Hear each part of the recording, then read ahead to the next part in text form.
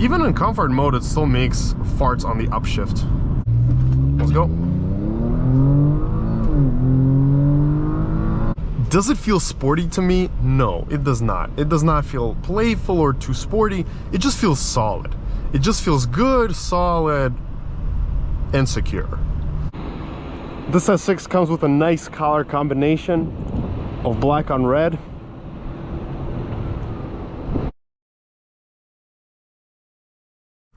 Welcome back, everyone. Today we have a 2021 Audi S6 on our channel. As always, we're going to take a look outside of the car, check out its interior, take it for a quick drive, do some 0 to 60 Dragy tests, and I will share my summary and impressions with you. So let's get her started up.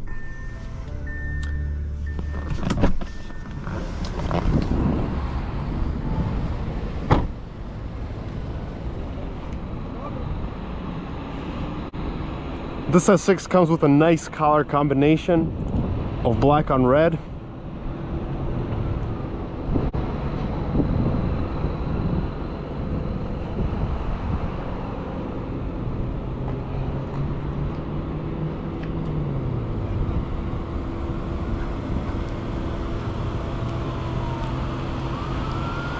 Unfortunately, Audi discontinued those wheels for 2022 and up, so you're not going to find them. But they did look super nice.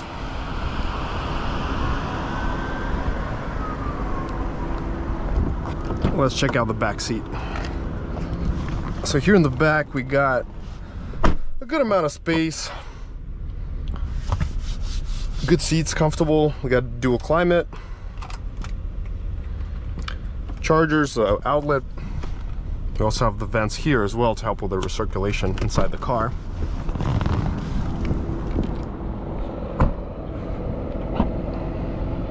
We have an automatic trunk, and it's actually quite a big trunk size too, so you can fit a lot of suitcases in there. Let's look at the engine. So this is a 2.9 twin turbo motor. It's actually the same motor that you will find in the Audi RS5. The main difference here in this car is that it is heavier by about 400-500 pounds than the RS5, and it comes with an air suspension, so that actually makes the ride significantly better. I haven't gotten a chance to test it out as much yet, but we hopefully will soon. We got an adjustable armrest. So everything here is standard Audi, standard infotainment, navigation, and you can set up different view modes. So for example, if we go to display, Audi virtual cockpit, we can go to sport, so we can do this. This one's actually nice. I kind of prefer this one the most, to be honest. This one is also good. I'm not a fan of the dynamic setting. Not my cup of tea. I think sport looks the best. All right, so we have our camera here. This one actually has the nice 3D camera where you can rotate around the car and look. I have no idea why Audi didn't do this for the RS5, because this is such a cooler camera and the quality here is actually better too. I don't know why they didn't put it in the RS5. Oh well. We have a sunroof, sport seats with good bolsters. These seats actually feel more spacious and comfortable than the ones in the RS5. So the ones in the RS5 are tighter and more cramped. But these ones feel good. The gas pedal is standard Audi, very light. It's a hanging pedal, so it's not a floor mounted pedal as BMW uses in their cars. One thing about Audis that you have to also know is that everything here is very flat. The hood is flat, the dashboard is flat, the materials are nice, good assembly, good materials, quilted, leather. I love the carbon fiber here in the dashboard. So far, it doesn't feel different from an A6 to me. Like, rides about the same thus far. I don't feel any major difference.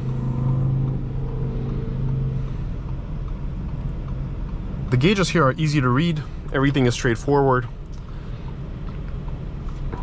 And you can actually see like your vehicle settings here. The Audi Drive Select, that's your menu here. We will go to dynamic shortly, but for now we'll just stay in comfort.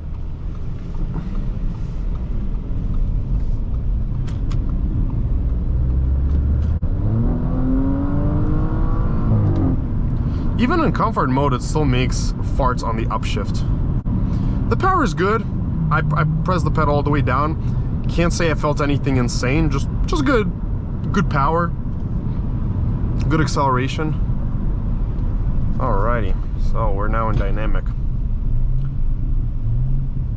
We got some crackles in the back. One thing I also noticed about Audis throughout all these years is that they just have such a big delay off the line with the automatic transmissions. The RS5 does mitigate that a little bit more because it's so powerful and light. It helps get off the line quickly, but let's see how this car does. Because they don't like being floored off the line. They take some time to get going. All right, let's go. Pause, we're pausing, and now we go. Boom. Good acceleration. It's good acceleration, it's strong. We'll have to see what the numbers are when we time it with Dragy. So far, so good. It's got a good punch to it. Moves with authority. Does it kick me in my seat where I'm like, whoa? No. Maybe I'm just used to faster cars at this point where I don't really get that same feeling anymore. Nevertheless, it's still good. Even in sport mode, in dynamic, it rides smooth. It gives you an enjoyable experience. If you're looking for a comfort-oriented car from Audi, this is definitely a much more pleasant ride than the RS5. Because the RS5, that's one stiff car. When I reviewed one like 2-3 weeks ago, that car was so stiff. Every single bump you felt through your back. And the seats were very cramped. They had good support and they were very sporty, but these seats are not the seats which you would want to be in for a 2+ hour drive. Now in these seats here, this feels great. This feels very similar to the seats that you would find per se in a BMW, comfort wise. Now the seats on the M550i are, in my opinion, more comfort oriented and they have more adjustments than these seats, but they're fairly great seats for both cars. So you know, you can't go wrong with either of them. Now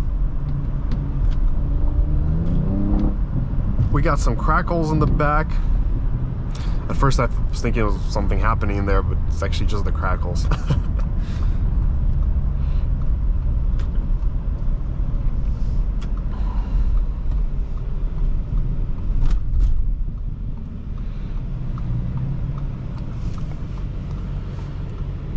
Let's go into another display setting. I want the display to be a little bit different now. Audi virtual cockpit. Let's do this one now. Yes, let's do this one. I like that.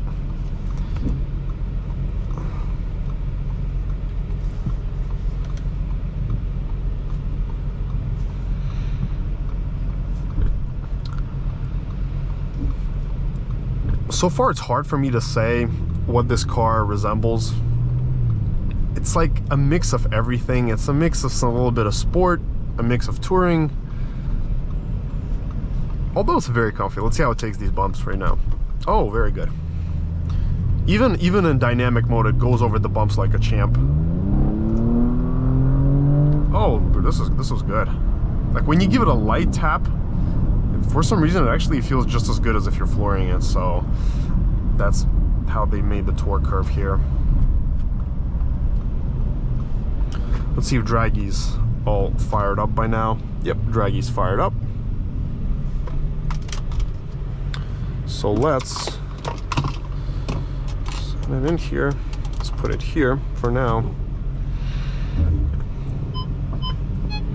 Also, one more thing about Audis and Porsches, they have this thing with the parking sensors whenever you're driving or the ground is like incline in a certain way, the parking sensors go off. Like that happened in the Macan, that happened in the RS5. I don't know why that's happening, but they just have this glitch. Good power, good mid-range. I do like the mid-range power here. It's good.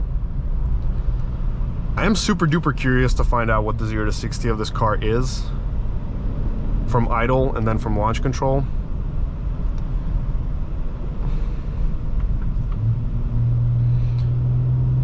Today is a hot day. It's 98 degrees outside, so don't expect the best of the best results that we could possibly get, but we'll try our best. We'll see what we can do. Alrighty, well, let's come over here, reset the Dragy. All right, reset the Dragy. 3, 2, 1, let's go. Going, let's go. So we did 5.49 seconds valid, perfect slope, it was a perfect straightaway, 5.49 seconds off idle. Let's try number 1. Let's do it. I can try to do it one more time down there.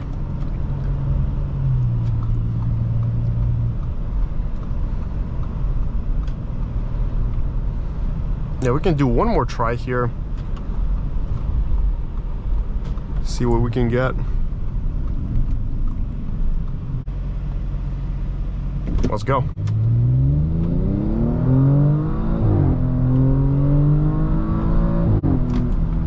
All right, so we got again 5.57 second time.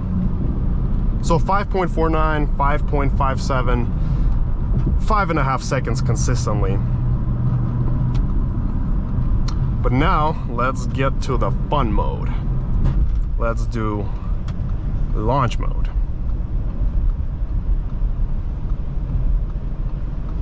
We're gonna spice the things up a bit.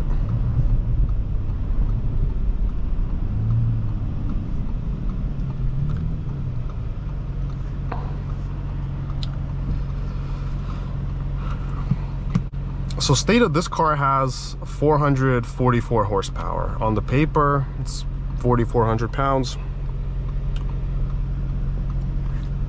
It's good performance, it's very solid. In all weather, you're gonna be running your 5.5 second time, and the rain, in the sleet, doesn't matter at all. Solid times. I think we should be able to shave off about a second with launch control right now. Again, not sure what time we'll get exactly, but we can definitely shave it off. The reason why I test launch and no launch is because 99% of the time people will never be using launch control in their daily life. So I am just curious what the realistic 0 to 60 figures are. Because why even care about launch control if you're never going to be able to use it? All right, so let's come to a full stop. All right, 3, 2, 1. Let's go.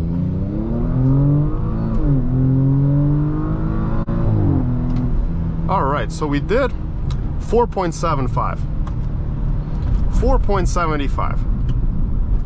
Let's come to a stop one more time and do this one more single time. All right, let's do it. 3, 2, 1, booster up. Let's go, there we go. That was better. 4.86, and this is a perfect 0, 0, 0 slope. So this is as perfect as we could possibly get on this car right now, so slope wise. So we did 4.75 and let's see, there we are. Yeah, 4.75 was valid as well. So we did a 4.7, 4.8.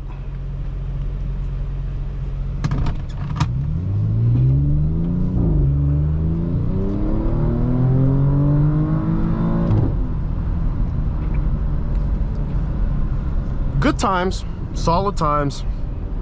Anything under 5 seconds in this weather is great. Is this car as fast as an M550i? No, the M550i will be faster in this weather by a good amount. Not by like a whole second, but well, half a second at least. if not more, maybe 0.7, 0.8 seconds faster. And the M550i is also significantly quicker off idle. So if you give it gas, it responds way quicker than, per se, the S6. Let's go to auto. Now in auto, the car feels much quieter. You don't hear the exhaust too much.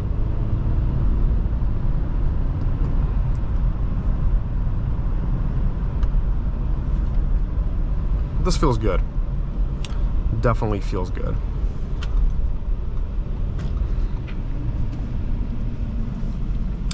Handling is solid. Car sits on the road well. Does it feel sporty to me? No, it does not. It does not feel playful or too sporty. It just feels solid. It just feels good, solid, and secure. Like, if you notice, there will be quite a noticeable amount of roll right here.